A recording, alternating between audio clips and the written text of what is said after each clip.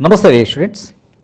We are learning vocabulary, phrases, idioms, proverbs, sayings ఇవన్నీ కూడా మనం ఒక కాన్వర్సేషన్ తీసుకొని ఆ కాన్వర్సేషన్ నుంచి అవన్నీ అంటే రియల్ టైంలో ఎలా యూస్ చేస్తుంటారు అనేది నేర్చుకుంటున్నాం. అండ్ ఈ లాక్డౌన్ పీరియడ్లో మనం కాన్వర్సేషన్ చూస్తున్నాం. And today we are going to take another conversation. The conversation takes between Mrs Geeta, an English teacher, and Mr. Tarun. Obviously, he is a student. Okay. Now, Tarun says, very scared. అంటే అతను చాలా భయపడి ఉన్నాడు, student కదా. Teacher, I swear I didn't hit Siddhu on purpose, it was an accident. చూడండి, teacher గారు, I swear. ఈ swear అంటే మనం తెలుగులో చెప్తుంటాం, నా ఒట్టండి, ప్రమాణం అండి అని అంటుంటాం కదా. ఓకే, నేను ప్రమాణం చేస్తున్నాను, ఓకే, నేను ఒట్టు వేస్తున్నాను అని చెప్పడానికి మనం ఇంగ్లీష్లో ఈ స్వేర్ని చెప్పొచ్చు. ఐ స్వేర్ అంటే నేను ప్రమాణం చేస్తున్నాను, నేను ఒట్టేస్తున్నాను.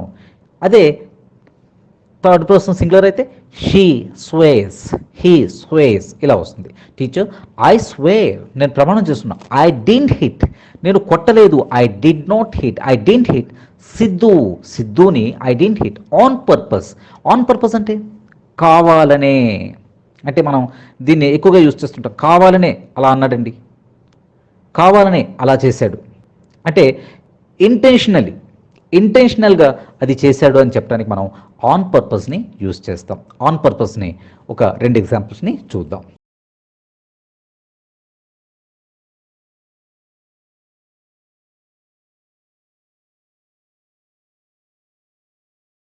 ఆన్ పర్పస్ అన్న, పర్పస్లీ అని అన్న ఒకటి. He had purposely done this.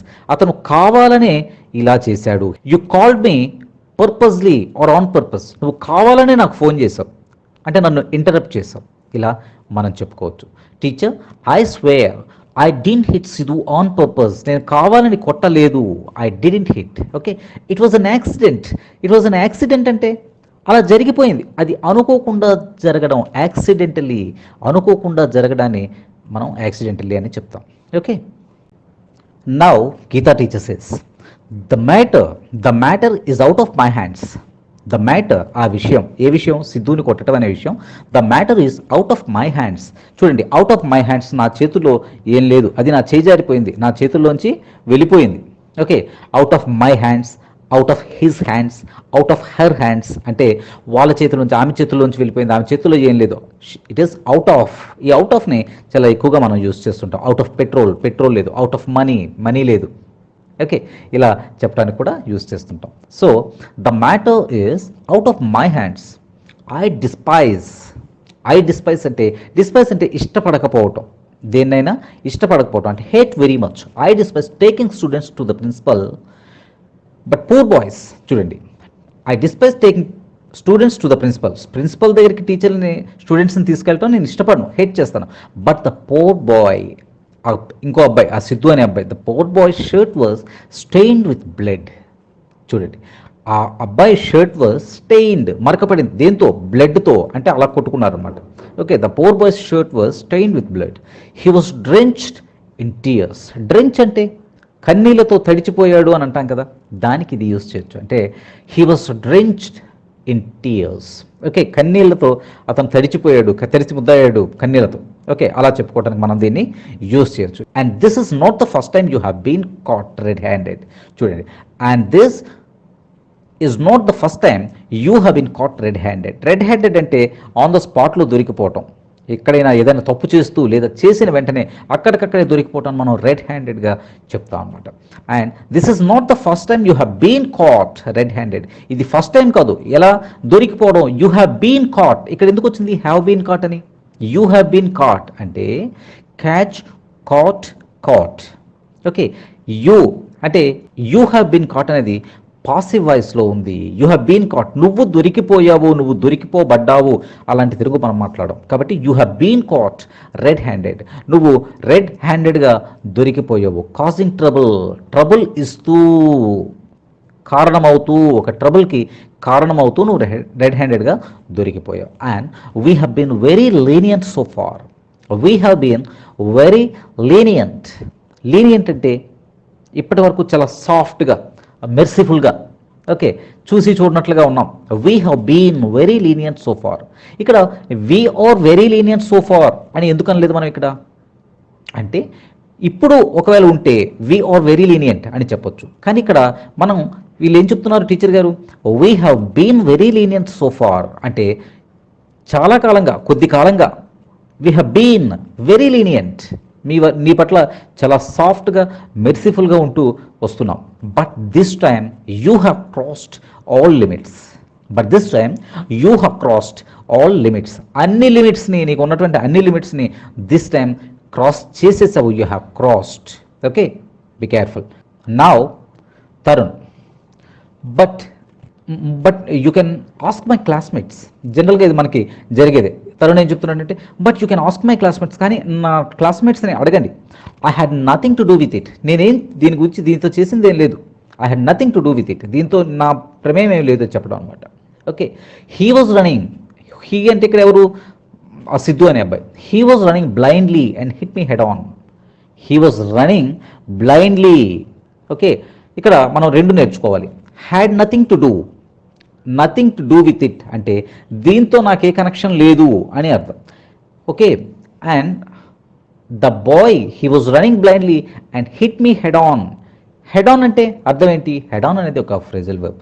ఈ ఫ్రేజల్ వర్బ్ హెడ్ ఆన్కి ఏంటంటే డైరెక్ట్లీ అనే మీనింగ్ వస్తుంది. Okay, so he was running blindly and hit me head on. Please don't take me to principal sir. దయచేసి నన్ను ప్రిన్సిపల్ సార్ వద్దకి తీసుకుని వెళ్ళొద్దు రిక్వెస్ట్ చేస్తున్నాడు. మిస్సెస్ గీత ఇక్కడ చూడండి, థింక్స్ ఫర్ ఏ మూమెంట్. ఆమె కాసేపు ఆలోచిస్తారు. ఇతను please principal don't take me to principal అని చెప్తే ఇక్కడ ఆమె కాసేపు ఆలోచించి, are you telling the truth?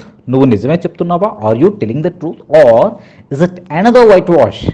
Okay, నువ్వు నిజమే చెప్తున్నావా లేదా మళ్ళీ ఇది ఇంకో మరో వైట్ వాషా? ఇక్కడ వైట్ వాష్ అంటే అర్థం ఏంటంటే పెయింట్ చేయటం, నిజాన్ని కవర్ చేయటం, రంగులు వేసి మరకని కవర్ చేయటం అని చెప్పే ఉద్దేశంతో మనం ఇక్కడ are you telling the truth or is it another white wash?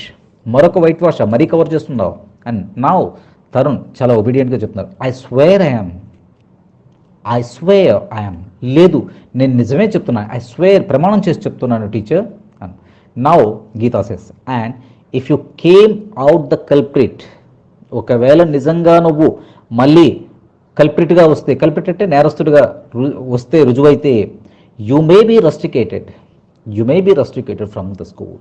Rusticate చేయటం అంటే ఏదైనా ఒక సంస్థ నుంచి కానీ ఒక స్కూల్ నుంచి కానీ వెళ్ళగొట్టడం, తొలగించటం. యు మే బీ, నువ్వు అవ్వచ్చు rusticated. You may be rusticated from the school. School నుంచి రస్టికేట్ అవ్వచ్చు. ఇక్కడ జాగ్రత్తగా చూడండి. Tarun, I understand teacher. నాకు అర్థమవుతుంది టీచర్. ఐ అండర్స్టాండ్, నేను అర్థం చేసుకుంటున్నాను teacher. I'll go and fetch some of the classmates. You can ask them. I'll go and fetch some of the classmates. You can ask them. నేను వెళ్ళి కొంతమంది నా క్లాస్మేట్స్ని తీసుకొస్తాను. And you can ask them. She talks to other students అంటే ఇక్కడ కొంత time తర్వాత she talks to other students. ఆమె మిగతా స్టూడెంట్స్తో మాట్లాడతారు. ఇక్కడ టాక్స్ అని ఎందుకు వచ్చిందో జాగ్రత్తగా గమనించండి. మాట్లాడతారు, ఇక్కడ స్టోరీలో మనం ప్రజెంట్ టెన్స్ని యూజ్ చేస్తున్నాం. ఆమె మాట్లాడతారు. ఇప్పుడు she talks to other students. After that she let's Tarun go. ఆమె తరుణ్ని పంపించేస్తారు అంటే వెళ్ళనిస్తారు. ఓకే, ఇందులో మనం చూడాల్సింది ఫెచ్. ఫెచ్ అంటే తీసుకురావటం, బ్రింగ్ అనే అర్థంతో మనం చెప్తాం అనమాట. Okay, so now Geeta speaks to her friend Miss Sunita about the incident. ఇది వేరే తన అక్కడే ఉన్నటువంటి ఫ్రెండ్ సునీతతో మాట్లాడుతుంది. Looks like I had put 2 and 2 together and made 5 this time. ఇది చాలా జాగ్రత్తగా గమనించండి, చక్కటి expression. Looks like I had put 2 and 2 together and made 5 this time. రెండు కలిపి నేను 5 చేసేసాను. ఇది ఒక ఇడియం అండి. ఓకే, పుట్ 2 and 2 టుగెదర్, రెండు కలిపి అంటే దాని అర్థం ఏంటంటే పుట్ 2 and 2 టుగెదర్ మేక్ 5 అంటే ఏదైనా రాంగ్గా గెస్ చేయటం. రెండు కలిపితే 5 అవ్వదు కదా, అది రాంగ్ కదా. ఈ ఇడియంకి అర్థం కూడా రాంగ్ గెస్సింగ్ అని. అంటే put 2 and 2 together and make 5. ఇది ఒక ఇడియమాటిక్ ఎక్స్ప్రెషన్. దీన్ని నేను రాంగ్గా గెస్ చేశాను అని చెప్పటానికి. Okay, the boy was telling the truth. అబ్బాయి నిజమే చెప్తున్నాడు. ద బాయ్ వాజ్ టెల్లింగ్ ఎందుకు, అయిపోయింది కదా. అంటే ఇక్కడ కంటిన్యూస్ టెన్స్లో జరుగుతుందన్నమాట. ఆమె ఇందాకంతా ఇంతకు ముందు చెప్తున్నదంతా నిజమే, ఒక్కసారి చెప్పింది కాదు, చెప్తున్నదంతా జరుగుతుంది. The boy was telling the truth అని అంటున్నారు. సరిత స్మైల్స్, ఆమె నవ్వుతారు. ఇక్కడ స్మైల్స్ అంటే ఆమె నవ్వుతారు. సరిత ఏం చేస్తారంటే నవ్వుతారు. చూడండి, she talks, she takes, she ఇలా అంటే అన్ని సింపుల్ ప్రెజెంటెన్స్లోనే మనం చెప్తున్నాం. అంటే ఆమె నవ్వుతారు, ఆమె తీసుకువెళ్తారు అని చెప్పడానికి. ఇక్కడ సరిత, సరిత సునీత ఏదో నేమ్ కోసం. సరిత ఇట్ హ్యాపెన్స్ అంటే అదే జరుగుతూ ఉంటుంది. చాలాసార్లు మనం అంటుంటాం వదిలే లివ్ ఇట్, ఇట్ హ్యాపెన్స్, అలా జరుగుతూ ఉంటుంది. It happens, okay. అంటే దీని అర్థం ఏంటంటే అలా జరుగుతూ ఉండటం, జరుగుతూ ఉంటుంది. సమ్టైమ్స్ ఇట్ హ్యాపెన్స్, కొన్నిసార్లు అలా జరుగుతూ ఉంటుంది, అలా అంటాం కదా. సో ట్రై టు యూస్, ఇది చాలా మంచి ఎక్స్ప్రెషన్. ఇట్ హ్యాపెన్స్, జరుగుతుంటుంది, డోంట్ వరీ. ఇది స్పోకెన్ ఇంగ్లీష్లో ఎక్కువగా యూస్ చేయండి. Now Geeta teacher says but his previous record was against him. But his previous record was against him. అతని గత చరిత్ర, ఈ స్టూడెంట్ మన తరుణ్ గత చరిత్ర వాజ్ అగెన్స్ట్ హిమ్, తనకు వ్యతిరేకంగా ఉంది, అంటే ఎప్పుడు మంచి పనులు చేయలేదన్నమాట. And called for an investigation.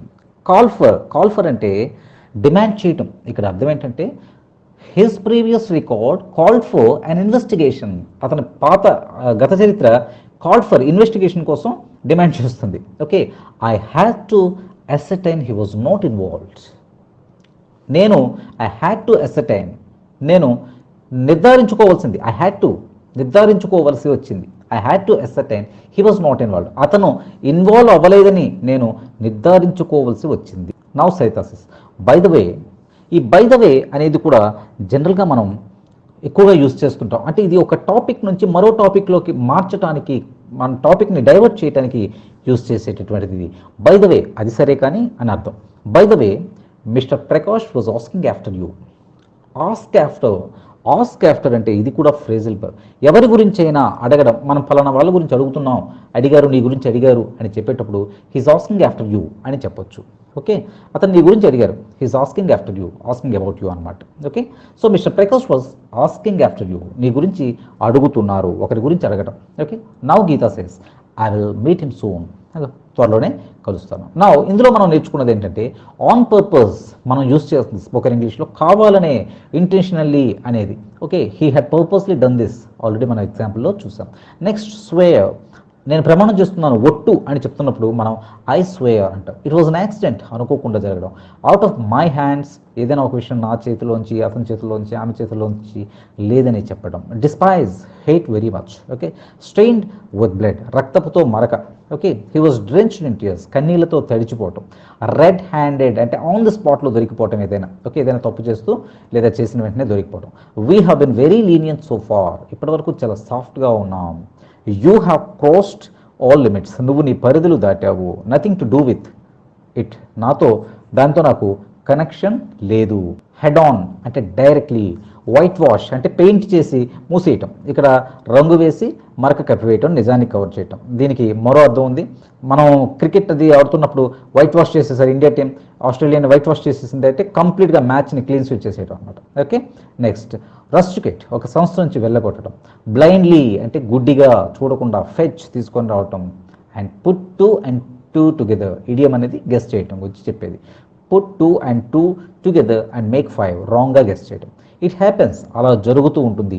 Call for, ఇది కూడా ఫ్రేజల్ వర్బ్, డిమాండ్ చేయటం. ఆస్క్ ఆఫ్టర్, ఒకరి గురించి అడగటం. ఇందులో మనం 20 వొకాబులరీకి సంబంధించినవి, maybe idiomatic expressions, maybe phrases, maybe vocabulary, ఏదైనా మనం ఇందులో 20 నేర్చుకున్నాం. సో దీన్ని ఒక డైలాగ్లో పెట్టి ఎలా నేర్చుకోవాలో ఇందులో చూసాం. So try to practice this dialogue. ఈ డైలాగ్ని మీరు ప్రాక్టీస్ చేయండి. చేస్తే చక్కటి లాంగ్వేజ్ మీకు అలవాటు పడుతూ వస్తుంది. నాట్ ఇన్ వన్ డే, ఒక రోజులో కాదు. ఓకే, కానీ if you keep on practicing like this, you can speak English much better very soon. Okay, thank you very much my dear students. ఈ వీడియో మీకు నచ్చితే లైక్ చేయండి, షేర్ చేయండి మరియు వీడియో దిగువ సబ్స్క్రైబ్ బటన్ పై క్లిక్ చేసి subscribe చేయండి. మరిన్ని వీడియోలు పొందండి.